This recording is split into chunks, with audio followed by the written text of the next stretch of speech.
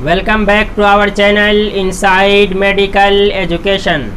दोस्तों, आज के इस वीडियो में हम कुछ ऐसे तरीक़ों के बारे में बात करेंगे जिसे अपनाकर आप कोलेस्ट्रॉल के लेवल को मेंटेन कर सकते हैं। तो चलिए शुरू करते हैं।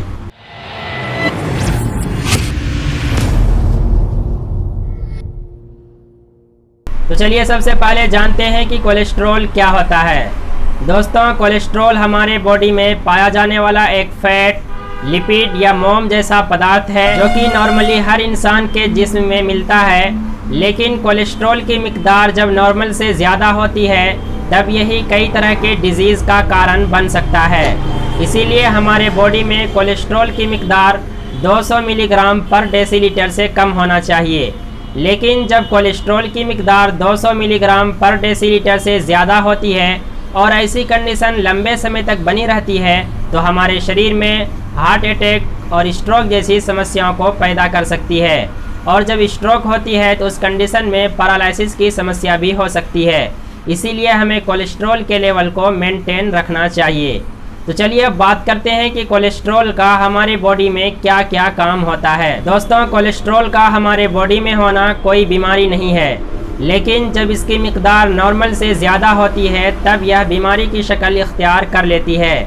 इसीलिए कोलेस्ट्रॉल हमारे शरीर के लिए बहुत ज़रूरी भी है। दोस्तों, कोलेस्ट्रॉल का हमारे बॉडी में बहुत सारे इम्पोर्टेंट काम हैं, जैसे कि सेल्स की फ्लूइडिटी और परमेबिलिटी को बरकरार रखना, ये कोलेस्ट्रॉल का ही काम होता है। इसके अलावा कोलेस्ट्रॉल बहुत सारे इम्पोर्टेंट हार्मोन्स के सिंथेसिस में भी मदद करते हैं। इसके साथ साथ कोलेस्ट्रॉल सेल मेम्ब्रेन के फॉर्मेशन में भी मदद करते हैं और कोलेस्ट्रॉल के ज़रिए बाइल का फॉर्मेशन भी होता है।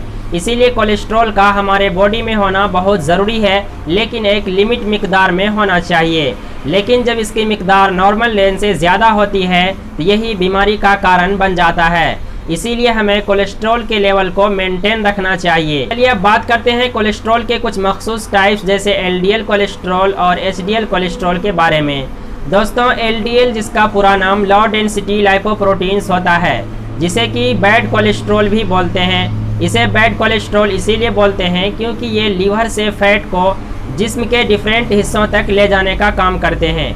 यदि एलडीएल कोलेस्ट्रॉल की मिकदार हमारे ब्लड में नॉर्मल से ज़्यादा हो जाती है, ये ज़्यादा मात्रा में फ़ैट को लीवर से बॉडी के डिफरेंट हिस्सों तक ले जाने लगते हैं, जिसके वजह से आर्टरी के वाल में धीरे धीरे चिपकने लगते हैं और वहाँ पे थ्रोम्बस बना देते हैं, जो कि हार्ट अटैक और स्ट्रोक का कारण बन सकता है। इसके बरखिलाफ जो एचडीएल कोलेस्ट्रॉल होता है, जिसे गुड कोलेस्ट्रॉल भी बोलते हैं, ये एक ऐसा कोलेस्ट्रॉल है जो कि जिस्म के मुख्तलिफ हिस्सों से फैट को लीवर की तरफ लाता है और फिर लीवर उसे बाहर एलिमिनेट कर देते हैं।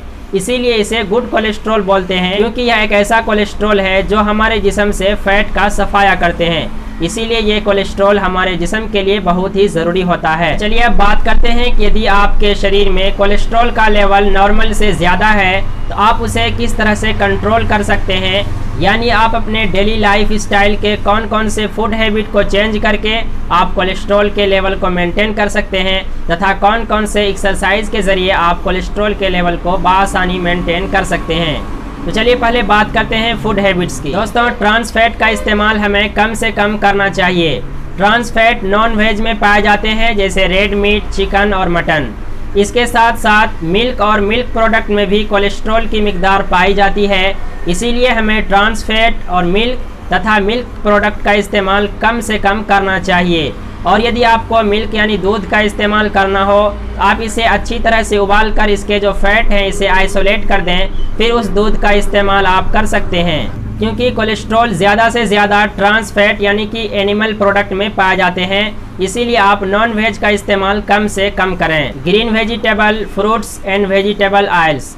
दोस्तों, हमें हरी सब्जियों का इस्तेमाल ज़्यादा से ज़्यादा करना चाहिए और इसके साथ साथ कुछ फल जैसे बनाना, ऑरेंज और एप्पल का इस्तेमाल ज़्यादा से ज़्यादा करना चाहिए। दोस्तों, हमें वेजिटेबल ऑयल्स का भी इस्तेमाल ज़्यादा से ज़्यादा करना चाहिए। सोयाबीन का तेल, मूंगफली का तेल, सूर्यमुखी का तेल, जैतून का तेल और मकई का तेल, इन सभी वेजिटेबल ऑयल्स का इस्तेमाल हमें ज़्यादा से ज़्यादा करना चाहिए, ताकि हमारे बॉडी में जो एलडीएल कोलेस्ट्रॉल है उसकी मिकदार कम हो जाए और एचडीएल कोलेस्ट्रॉल की मिकदार नॉर्मल से ज़्यादा हो जाए, ताकि हम कोलेस्ट्रॉल से होने वाले डिजीज़ से बच सकें। Processed food.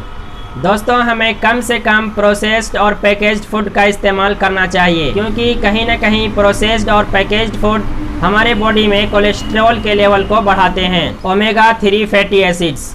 दोस्तों ओमेगा 3 फैटी एसिड्स ऐसे फैटी एसिड्स हैं जो कि हमारे जिस्म के अंदर HDL कोलेस्ट्रॉल की लेवल को बढ़ाते हैं। जब हमारे जिस्म में HDL कोलेस्ट्रॉल का लेवल बढ़ेगा तो जाहिर सी बात है कि हमारे बॉडी में जो एक्स्ट्रा फैट एक्यूमुलेट हो रहे हैं या जो कोलेस्ट्रॉल आर्टरी के वाल में डिपॉजिट हो रहे हैं वो वहाँ से लीवर की तरफ लाएंगे और लीवर फिर उसे बाहर एलिमिनेट कर देंगे, जिससे हमारे बॉडी हिफाजत में आ जाएगी।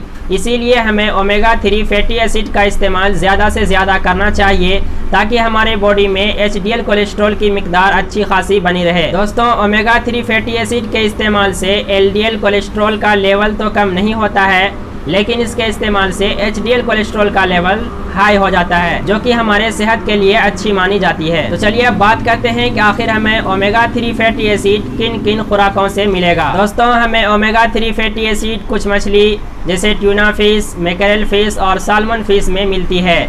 इसीलिए हमें इन 3 मछलियों का इस्तेमाल ज़्यादा से ज़्यादा करना चाहिए ताकि हमारे बॉडी में HDL कोलेस्ट्रॉल की मिकदार अच्छी खासी बनी रहे और हमारी सेहत बरकरार रहे। Alcohol and smoking. दोस्तों ये पाया गया है कि जो अल्कोहल का इस्तेमाल ज़्यादा से ज़्यादा करते हैं उसके बॉडी में भी कोलेस्ट्रॉल का लेवल नॉर्मल से ज़्यादा हो सकता है। इसीलिए अगर आप अल्कोहल का इस्तेमाल करते हैं तो कम से कम अल्कोहल का सेवन करें ताकि आपके बॉडी में कोलेस्ट्रॉल का नॉर्मल लेवल बना रहे। दोस्तों स्मोकिंग का डायरेक्ट कोलेस्ट्रॉल से तो कोई संबंध नहीं है, लेकिन स्मोकिंग एक तरह का एथेरोजेनिक काउज है, यानी कि ये हमारे आर्टरी में एथेरोस्क्लेरोसिस काउज कर सकता है। इसीलिए हमें स्मोकिंग से भी परहेज करना चाहिए ताकि हमारे आर्टरी में थ्रोम्बस न बने और हमें हार्ट अटैक और स्ट्रोक जैसे समस्याओं का सामना न करना पड़े। Soluble fibres. दोस्तों हमें सोल्यूबल फाइबर्स का इस्तेमाल ज़्यादा से ज़्यादा करना चाहिए, क्योंकि सोल्यूबल फाइबर्स ऐसे फाइबर्स हैं जो कि हमारे इंटेस्टाइन में कोलेस्ट्रॉल के एब्जॉर्प्शन को कम कर देते हैं। जब कोलेस्ट्रॉल का एब्जॉर्प्शन ही कम होगा तो ऑलरेडी हमारे बॉडी में कोलेस्ट्रॉल का लेवल मेंटेन रहेगा, लेकिन जब हमारे बॉडी में सोल्यूबल फाइबर्स की कमी होती है तो कोलेस्ट्रॉल का एब्जॉर्प्शन ज़्यादा मिकदार में होने लगता है। जब कोलेस्ट्रॉल का एब्जॉर्प्शन ज़्यादा मिकदार में होता है तो हमारे बॉडी में LDL कोलेस्ट्रॉल की मिकदार बढ़ जाती है और HDL कोलेस्ट्रॉल की मिकदार कम हो जाती है। इसीलिए हमें सोल्यूबल फाइबर्स का इस्तेमाल करना चाहिए ताकि हमारे जिस्म में कोलेस्ट्रॉल का एब्जॉर्प्शन कम से कम हो। इसीलिए हमें सोल्यूबल फाइबर्स को अपनी खुराकों में ज़्यादा से ज़्यादा मिकदार में शामिल करना चाहिए। तो चलिए अब बात करते हैं कि किन खुराकों में सोल्यूबल फाइबर्स की मिकदार अच्छी खासी मिलती है। एप्पल, बनाना, ऑरेंज, सूखे मेवे, ओट्स, इसबगोल की भूसी, इन सभी में सोल्यूबल फाइबर्स की मिकदार अच्छी खासी पाई जाती है। इसीलिए हमें अपनी खुराक में इन चीज़ों को शामिल करना चाहिए ताकि हमारे बॉडी में कोलेस्ट्रॉल का एब्जॉर्प्शन कम से कम हो सके और हम कोलेस्ट्रॉल के लेवल को मेंटेन रख सकें। दोस्तों कुछ ऐसे बीज भी हैं जिसके इस्तेमाल से हमारे बॉडी में कोलेस्ट्रॉल का लेवल मेंटेन रहता है, जैसे राजमा, मसूर, लोबिया, काबुली चना और सेम। ये सभी ऐसे बीज हैं जिसका इस्तेमाल हमें अपनी खुराक में करना चाहिए ताकि हमारे जिस्म में कोलेस्ट्रॉल का लेवल मेंटेन रहे। दोस्तों जैसा कि हमने बताया कि आपको खुराकों में किन किन चीज़ों का इस्तेमाल करना चाहिए और किन किन चीज़ों का इस्तेमाल नहीं करना चाहिए, लेकिन इसके साथ साथ जो एक इम्पोर्टेंट और ज़रूरी चीज़ है वो है एक्सरसाइज। दोस्तों आपको कम से कम डेली आधे घंटे का एक्सरसाइज ज़रूर करना चाहिए ताकि आपके बॉडी में जो फैट का एक्यूमुलेशन हो रहा है वो कम से कम एक्यूमुलेट हो, और जब फैट का एक्यूमुलेशन कम से कम होगा तो आपके बॉडी में कोलेस्ट्रॉल का डिपोजिशन भी कम से कम होगा। इसीलिए आपको ज़्यादा से ज़्यादा एक्सरसाइज करना चाहिए। एक्सरसाइज के लिए सोचने की तो कोई बात ही नहीं है, क्योंकि एक्सरसाइज के लिए आप अपना पसंदीदा खेल स्विमिंग, जॉगिंग, रनिंग और योगा भी कर सकते हैं। एज, कंडीशन और कंफर्टेबल जोन में रहते हुए सेहत जैसी अनमोल नेमतों के हिफाजत के लिए आपको डेली एक्सरसाइज ज़रूर करना चाहिए। दोस्तों यदि आप इन सभी तरीक़ों को अपनाने के बाद भी कोलेस्ट्रॉल के लेवल को मेंटेन नहीं कर पा रहे हैं तो आपको किसी अच्छे डॉक्टर के गाइडेंस में दवाई भी लेनी पड़ सकती है ताकि आप कोलेस्ट्रॉल से होने वाले जो दुष्प्रभाव हैं जैसे हार्ट अटैक और स्ट्रोक जैसे बीमारियों से बच सकें।